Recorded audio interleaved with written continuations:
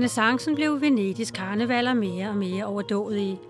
I den gyldne tid i 1700-tallet greb dekadencen om sig, og maskerne blev en del af livet. Mændene tog for eksempel maskerne på, når de spillede på casinoerne. Så følte de ikke, de tabte ansigt, selvom de ofte tabte store summer. Kvinderne slørede mere eller mindre deres identitet bag maskerne. Og det var på den tid, Casanova huserede i byen. Maskerne udviskede i det hele taget skellet mellem rig og fattig. Den mere alvorlige side af sagen var pesten. Pestlægerne bar for eksempel en maske som denne, for i den lange næse, der kunne de lægge urter, som de håbede beskyttede dem. Mario Belloni ejer en af de fineste maskebutikker i Venedig. Alle maskerne er håndlavet her. Han modellerer en skabelon og former derefter en maske af mange lag papir og maler og dekorerer dem. Prisen er derefter. Nogle koster omkring 1000 kroner. Venedig blev etableret af købmænd.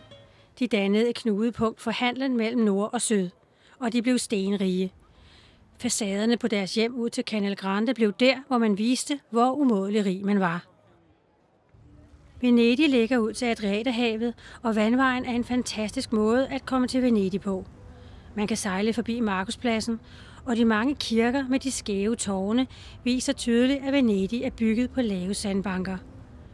Bygningerne synker, og de ca. 60.000 indbyggere lever meget tæt på havets overflade. Folk fra Venedig skændes lidt om, hvor mange broer der egentlig er, men det er omkring 440.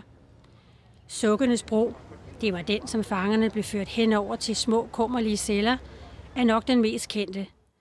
Men i de indre områder af Venedig er der også mange broer, og de er mindst lige så smukke.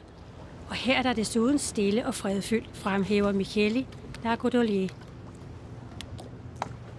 Secondo me, la cosa più importante in assoluto da fare a Venezia, per la prima volta che tu vieni a Venezia, è andare a fare un giro in gondola con me o con i gondolieri che lavorano qui al traghetto Ferrovia Piazzale Roma. Han har overtaget erhvervet fra sin far. Det er 20 år siden. Men min ene søn vil være fodboldspiller, og den anden vil være balletdanser.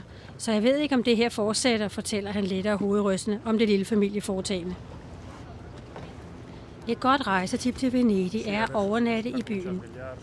For om aftenen tager langt de fleste turister videre. Og så er der stille og meget smukt.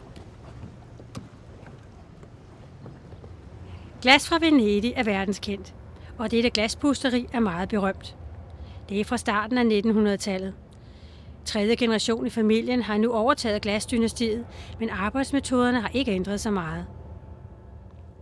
De smukke glas her er fremstillet til kongehuse og rigmænd op gennem tiden, og man kan faktisk få lavet kopier af dem. Prisen på et glas er for 300 euro og opefter. Man kan få fremragende italiensk mad i Venedig. Et godt sted er for eksempel La Vecchia Caverna, den gamle kavane. Her overligger en høj, der går ikke på kompromis med råvarerne, som blandt andet er købt på dagens marked. Indehaveren her driver stedet sammen med sin far.